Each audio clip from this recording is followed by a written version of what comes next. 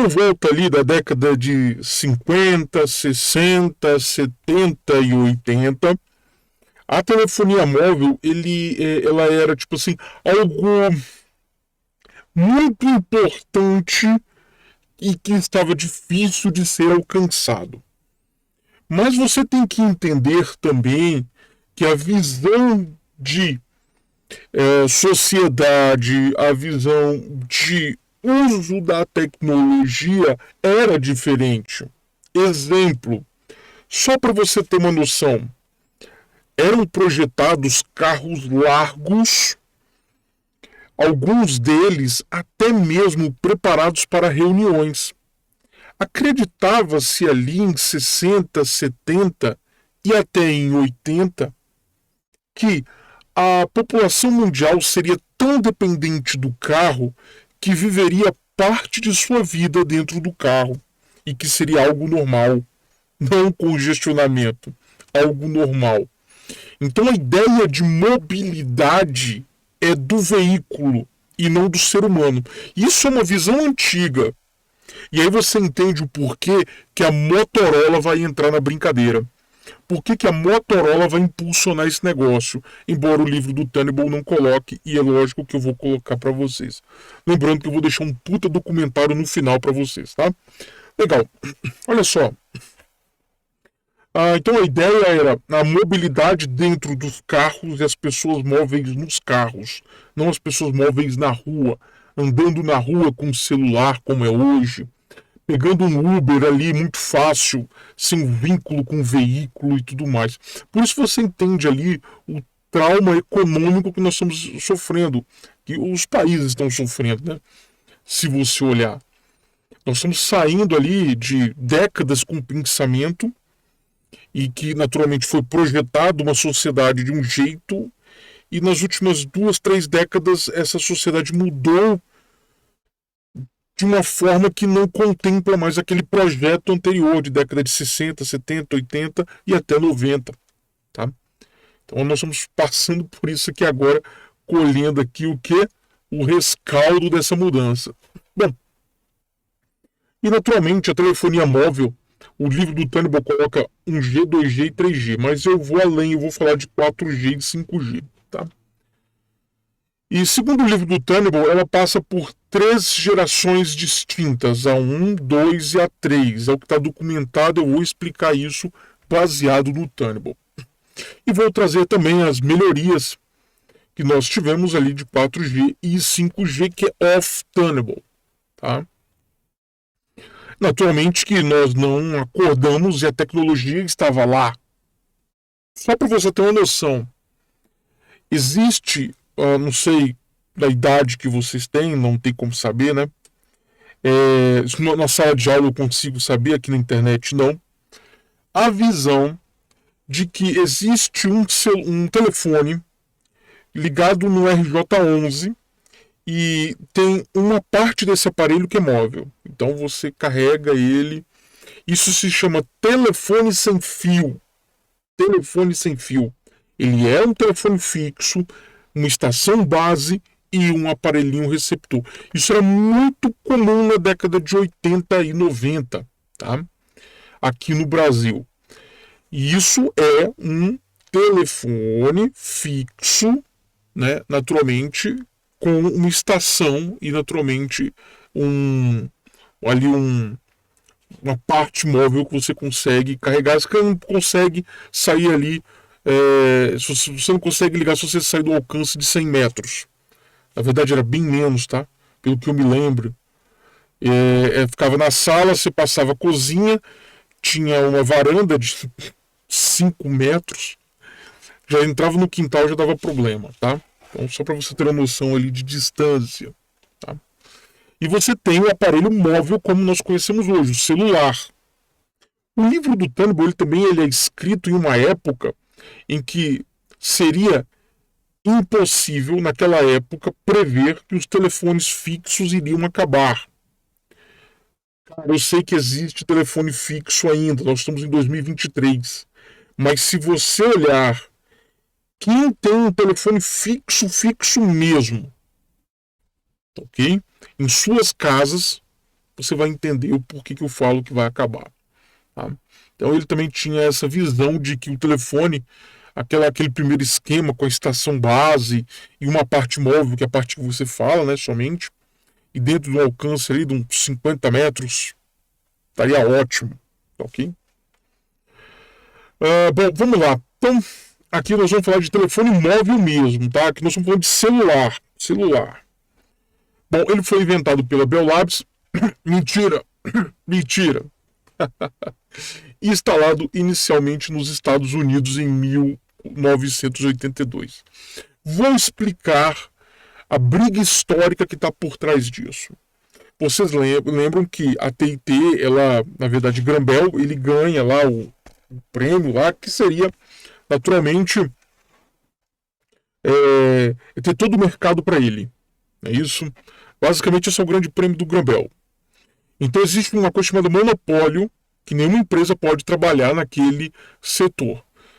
E nós temos uma empresa ali antes de 1980 que é chamada de Motorola. A Motorola, que também tinha um monopólio de rádio para carro. Vamos colocar assim. Lembra que eu falei que a ideia era as pessoas estarem no carro e elas se comunicarem no carro, como se fosse uma viatura de polícia, vamos colocar assim? Então, quem era potência nesse assunto no mundo inteiro e detinha lá como posso dizer assim, o monopólio americano de rádio para carro era a Motorola. Só que a Motorola viu um outro cenário. A Motorola viu um cenário que seria possível você sair de um automóvel com uma caixa, extremamente fácil de carregar essa caixa, e entrar em outro automóvel. E ela viu a possibilidade dessa caixa ser transportada por um ser humano. Então a Motorola, ela não tem assim um vínculo com a FCC americana nessa questão de mobilidade de comunicação de ser humano. Ela de carro pode, de ser humano não. E aí vai começar uma briga com a TIT. E a Motorola ela vai conseguir fazer o primeiro equipamento funcionar. Por isso que eu falo que mentira! Tenable, deixa de contar mentira. Então a TIT ela perde nessa corrida aí, né? O primeiro equipamento que vai ser realmente móvel, transportado por um ser humano, vem da empresa Motorola, tá? Por isso a importância da Motorola. Mas temos que lembrar que o monopólio ainda existia, 1982. E não importa se você fizesse algo, você não poderia vender. Essa é a verdade. E, naturalmente, a TIT ela fica ali ela colhe os frutos disso tudo e a TIT, então, ela lança o produto dela, tá? Que era muito inferior ao da Motorola, tá? Dá uma olhada no documentário, me embolei, no documentário que vou colocar para vocês aqui no final, tá? Ele também foi usado na Inglaterra, tá? No Japão. Acontece que você tem que entender que isso aqui passou a ser enxergado na década de 80 como algo que impactaria na defesa do país. Eles são ainda muito bitolados naquele negócio de Segunda Guerra. Cara, se você olhar, a Segunda Guerra não está longe de 1980 não, cara. Então eles têm ainda aquela visão ainda. Então cada país vai querer pegar essa tecnologia, vai querer absorver a tecnologia, vai querer também melhorar a tecnologia. E nós vamos ver também a Europa criando padrões interessantes, tá? Bom, você tem que ver que o AMPS de 1982 foi encerrado, por exemplo, em 2008. Algo recente, nós estamos em 2023. Tá? E que naturalmente foi aperfeiçoado ali para um modelo de 2G. Então o AMPS vai ser o 1G. O 1G vai ser essa tecnologia, AMPS. Tá? Legal, o AMPS usa células ali de 10 a 20 quilômetros. Vou explicar o grande problema que nós temos com torres de comunicação. Tá? Bom, e esses sistemas de células são né, menores, né? E cada célula utiliza um conjunto de frequência que eu já vou falar para vocês. Então a ideia, por isso que se chama celular, o aparelho ele anda por essas células que tem essas torres no meio. Então imagine que você está numa viagem. Você enxergar isso em um movimento retilíneo uniforme. Eu não quero entrar nessa discussão se o movimento retilíneo uniforme existe ou não. Imagine que você está se movimentando numa rodovia, tá? E aí você chega numa cidade, você entra numa célula, e aí quando você está chegando em outra cidade, está mudando de cidade, você entra em outra célula, outra torre. Vamos colocar assim, vamos imaginar que uma torre atenderia uma cidade, tá? Estou colocando assim de forma bem simples para você entender. E aí o seu celular, ele não tem que lhe atrapalhar para dizer estamos mudando de célula. O celular, ele tem uma expertise nesse negócio todo de fazer um sincronismo com a torre mais forte. E isso é bacana, tá? Eu vou falar sobre isso mais para frente. E aí ele tem uma autenticação nesse sistema.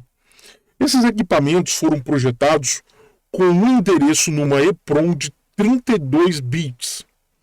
Então todo celular tem um endereço fixo de 32 bits. Bom, era assim, né?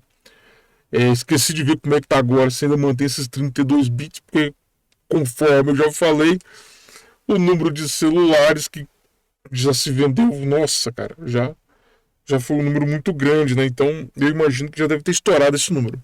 Tá? 32 bits, né? Então vamos lá. Aí eu pego e eu sincronizo esses 32 bits, passando então o meu telefone, e aí aquela torre acaba então ali dizendo para as outras torres que eu estou mais próximo ali. Então tem uma expertise por trás disso aí. O grande problema das torres, vamos imaginar o seguinte. Tá? Esse desenho não está no Tenable. Por isso que é feito assim, de forma meio escrota. Vamos imaginar que eu tenho um aparelho móvel que ele opera na faixa de 811 a 880 MHz, tá? E as torres, naturalmente, têm essa frequência. Imagine duas torres próximas.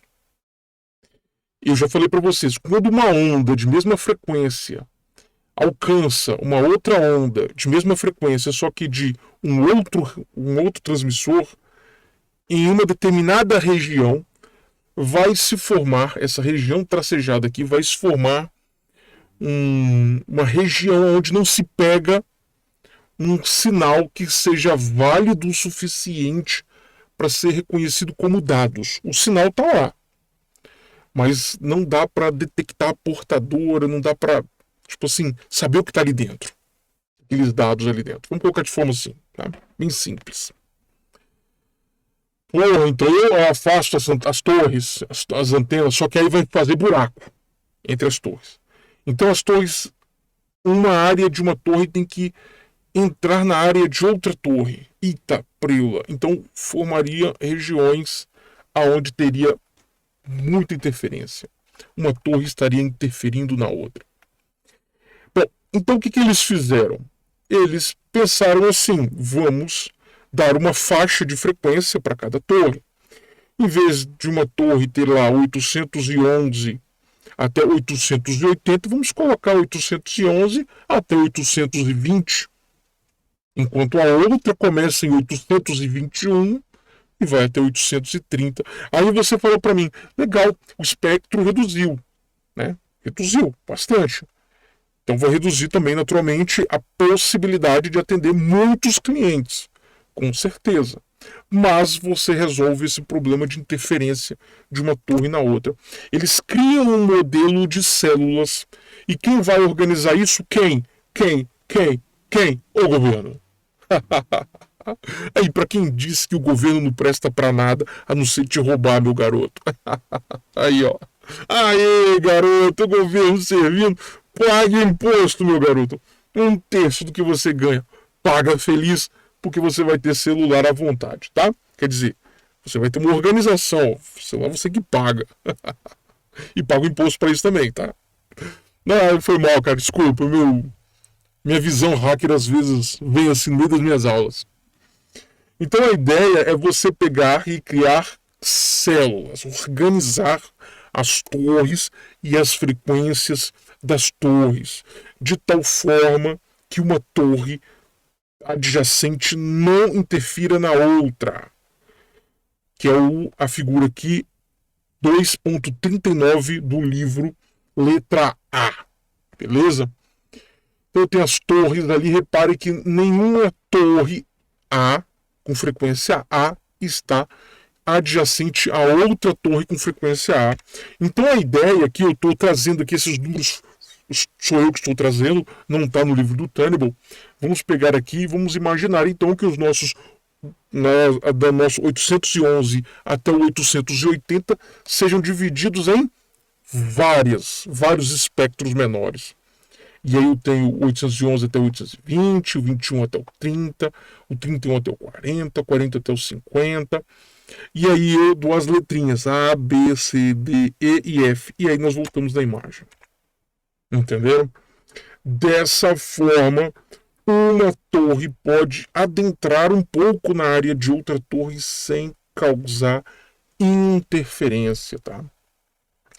Aqui na figura B ocorre quando você tem um centro muito sobrecarregado de equipamentos e aí você precisa de quebrar aquela faixa de frequência em, naturalmente, faixas de frequências menores, ok? Para você conseguir tentar alcançar o maior número possível de dispositivos. Imagine um IMB lá numa feira de videogame. A molecada vai toda de celular. Imagina, eu não queria falar, né? Vocês sabem que eu sou do norte, eu não sou daqui do sul. Imagine, eu posso falar com propriedade. Imagine você, dia 17 de dezembro, estou aqui até dizendo uma data que marcou minha vida, 17 de dezembro da rodoviária do Tietê. Já imaginou? Você, o que você faz com o seu celular? Você liga para tua mãe e fala, mãe, eu tô indo, já tô embarcando, não se preocupa não.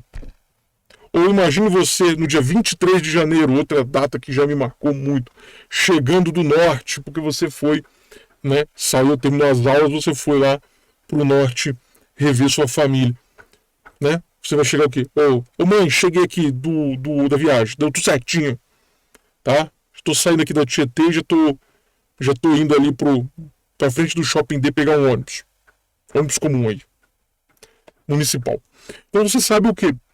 Que nesses momentos, nessas datas que eu falei, eu tenho um número muito grande de usuários, então é comum você ter subcélulas dentro de uma célula grande, tá? Quebrar mais ainda. Mas naturalmente que cada vez que eu quebro, é natural que eu reduzo essa faixa de frequência. Beleza? Vai atender bem? Tá uma bosta. A verdade é que vai ficar uma bosta. Mas pelo menos vai dar para falar alguma coisa, tá? Então eu separei aqui um trechinho da imagem do Tenable, grifei a célula que eu estou observando, é a célula B, que está ali na faixa de 821 a 830 MHz. Se você olhar o B, a torre B, porque essa imagem aqui está bem assim, tumultuada, né? Vamos olhar agora só o B, assim, ó, pá! Repare, o B não faz fronteira com nenhuma outra torre de mesma frequência. Então não há problema então de interferência. Esse foi o primeiro problema que eles tiveram que resolver, mas é um problema físico, né? O AMPS utiliza um esquema de FDM, ou seja, multiplexação por divisão de frequência, que eu já lhes ensinei, e vamos ouvir falar muito sobre isso. Ele tem mais ou menos 832 canais em full duplex, cada um consistindo em um par de canais simplex, assíncrono, tá? E independentes. Quando você fala em dois simplex para fazer um full duplex, quando você deixa bem claro que são dois simplex, você quer deixar bem claro que os dois canais são independentes. Tá? Até mesmo na tratativa do hardware para isso. Tá? E esse arranjo ele é conhecido então, como full duplex por divisão de frequência. Tá? Legal. Então, os 832 canais ainda estão divididos em categorias. Né? Desses canais tem uma grande quantidade que são chamados de canais de controle para tratar dados do aparelho, para que ele consiga fazer as operações dentro da célula. De localização, para você saber o quanto estou perto da célula B e o quanto estou perto da célula F. É melhor eu me conectar na F ou na B? Então eu tenho lá os canais para detectar a localização. Canais de acesso ao ambiente e ao produto oferecido aqui, que no caso é voz, depois é dados também, bem como a parte de envio mesmo de dados, como a voz como dado. Tá? Aqui o mais correto seria colocar a voz. Ok? O canal de voz. O livro fala está em dados, tá? Provavelmente agora eu olhando isso é uma cagada de tradução, porque eu estou no AMPS ainda e dados me traz a ideia de dados, como nós conhecemos hoje. Mas dados ali no livro é como se fosse a voz, tá? É analógico ainda.